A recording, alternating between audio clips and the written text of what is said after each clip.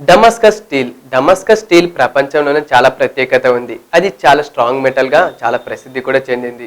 1100 నుండి 1700 ఏడీ వరకు చాలా వరకు డమస్కస్ స్టీల్ నే కత్తులుగా వాడేవారు అప్పటి రాజులు, సైన్యాధికారులు. ప్రస్తుతం మ్యూజియంలో ఉన్న కత్తులు చాలా వరకు డమస్కస్ స్టీల్ తయారు చేసిన కత్తులే. ఆ కత్తులు ఒక్క వేటికే తలలు తెగి పడేవి. అవి కొంతకాలమే కాదు, ఎన్నో ఏళ్ళు పదునుతో పనిచేసేవి.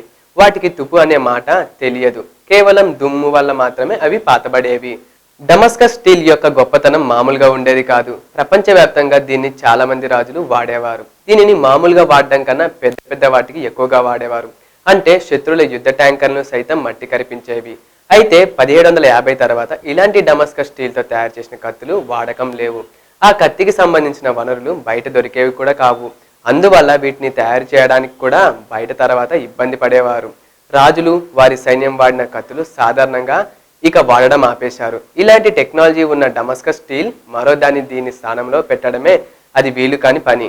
కానీ ఇప్పటికే డమస్కస్ స్టీల్ చాలా వరకు నాణ్యత లేనిది మనం చూస్తున్నాం. అయినా పాత డమస్కస్ స్టీల్ మామూలుగా లేదు, ప్రపంచాన్నే ఊపేసింది.